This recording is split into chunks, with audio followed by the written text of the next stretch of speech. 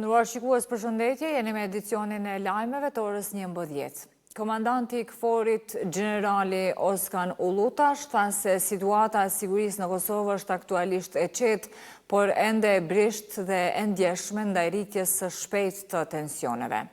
Prioriteti kryesor i misionit të KFOR-it, sipas tij, është sigurimi i një mjedisi të sigurt dhe lirisë lëvizjes për të gjitha komunitetet në përputhje me mandatin e Kombeve të Bashkuara.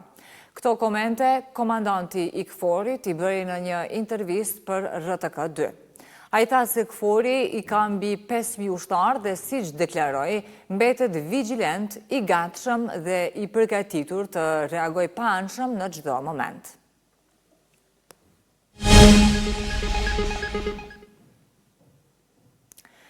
Me iniciativë të Odës Ekonomike të Kosovës, sot është themeluar zyrtarisht forumi i sektorit privat në Kosovë si një mekanizëm i përbashkët bashkëpunimi ndërmjet organizatave përfaqësuese të biznesit në vend. Bëhet e ditur se forumi ka për qëllim paraqitjen e qëndrimeve të unifikuara të sektorit privat, forcimin e dialogut me institucionet shtetërore dhe avokimin për krijimin e një klime më të favorshme për biznesin, investimet dhe zhvillimin e qëndrueshëm ekonomik.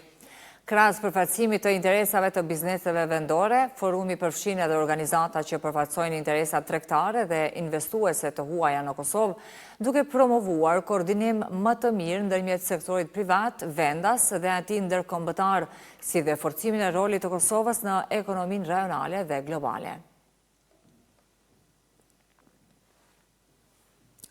Dhoma e tregtisë dhe industrisë ka shprehur shqetësimin lidhur me reduktimet e ashpra të energjisë elektrike që po aplikohen pothuajse në të gjithë vendin, duke theksuar pasojat serioze që kjo situatë po shkakton për bizneset.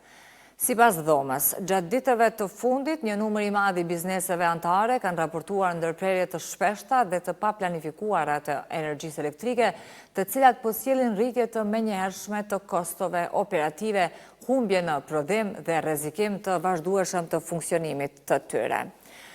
Kjo gjendje, sipas dhomës së tregtisë, është përkeqësuar edhe më tej nga rritja e çmimit të energjisë elektrike për 16.1% për konsumatorët e rregulluar, si dhe nga dalja e mbi 1.300 bizneseve në tregun e hapur të energjisë.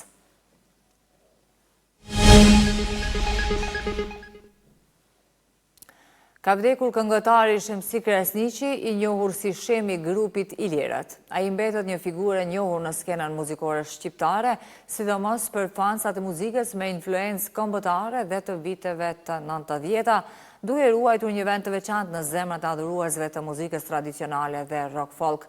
Në kujtim të jetës dhe veprës së këngëtarit, Ministria e Kulturës nga ora 13 organizon mbledhje përkujtimore. Si vokalist i grupit të famshëm Ilirët, Shemsi Krasniqi u bë i njohur për shumë hite, ndërtohet dhe këngën Xhamadani Via Via, e cila mbetet një nga veprat më epike të repertorit të tij dhe një simbol kombëtar. Presidentja Vjosa Osmani dhe kryeministri në detyrë Albin Kurti kanë shprehur ngushëllime për ndarjen nga jeta të artistit, duke vlerësuar kontributin e tij të çmuar në muzikën shqiptare.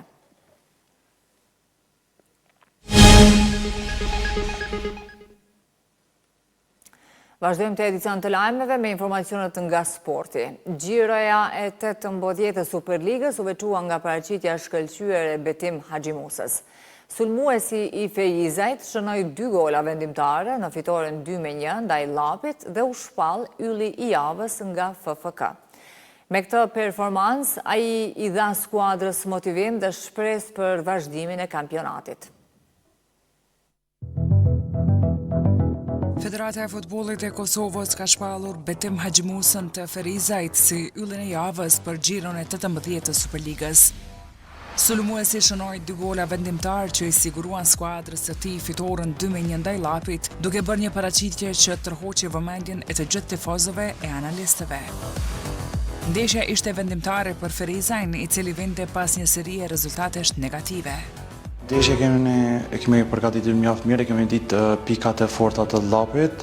Është një ndeshje e rëndësishme se ka ardhur në vit fundit, kur pas kësaj viti na shkojna në pushim, dhe kena ardhur pas disa ndeshje negative, edhe arritëm të fitojmë, të marrëm 3 pikë. Mendojmë që të përmirësohemi sa më mirë, që të rikthehemi aty ku e kemi vënë. Po, trajneri i ri ka ardhur me filozofit veta, u përshtat mjaft mirë në skuadër dhe tash kemi pushim, mendoj që pas kësaj pushime do të punojmë sa më fort, të arrojmë disa letarë të shka janë, edhe të përforcojmë me disa letarë dhe mendoj që të shkojnë sa më lartë. Vlerësimi për yllën e javës është bërë nga Komisioni i Veteranëve të Futbollit. Për te golave, Haxhi Musa tregoi qetësi dhe maturi në fushë duke organizuar sulme të skuadrës dhe duke kontribuar në lojën kolektive që e bën atë një nga futbollistët më të spikatur të Superligës këtë sezon. Ky çmim rikthen edhe optimizmin tek Ferizaj, skuadër që synon të forcojë pozicionin në tabelë dhe të tregojë se me filozofinë e re të trajnerit, rezultatet pozitive nuk do të mungojnë në pjesën e mbetur të kampionatit.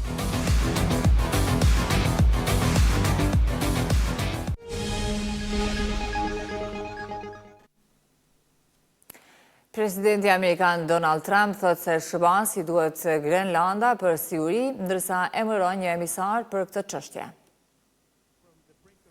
Presidenti Donald Trump riafirmoi të hënën se Shtetet e Bashkuara kanë nevojë për Grenlandën për shkak të sigurisë së tyre kombëtare dhe tha se një i dërguar special që ai emëroi në ishullin arktik do ta merrte çështjen përsipër. Ne kemi nevojë për Grenlandën për sigurinë kombëtare, jo për mineralet. Nëse e shikoni atë lart e poshtë Bregdetit, keni anije ruse dhe kineze kudo. Ne kemi nevojë për sigurinë kombëtare, duhet ta kemi, u tha Trump gazetarëve në Palm Beach. I emëruari është guvernatori i Louisianës Jeff Landry, i cili menjëherë ka nxitur kritika të reja nga Danimarka dhe Grenlanda për interesin e Washingtonit në ishullin arktik të pasur me minerale.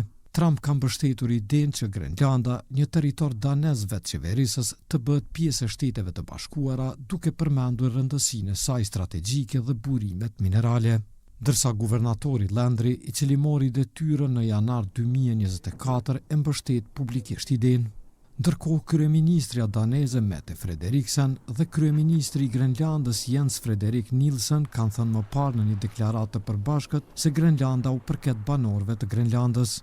Kurse guvernatori Landry në një postim në X falenderoi Trumpin, duke thënë se është nder të shërbejë në këtë pozicion vullnetar për ta bërë Grenlandën pjesë të SBA-s, por se kjo ka thënë se nuk ndikon në asnjë mënyrë në pozicionin e tij si guvernatori i Louisianës.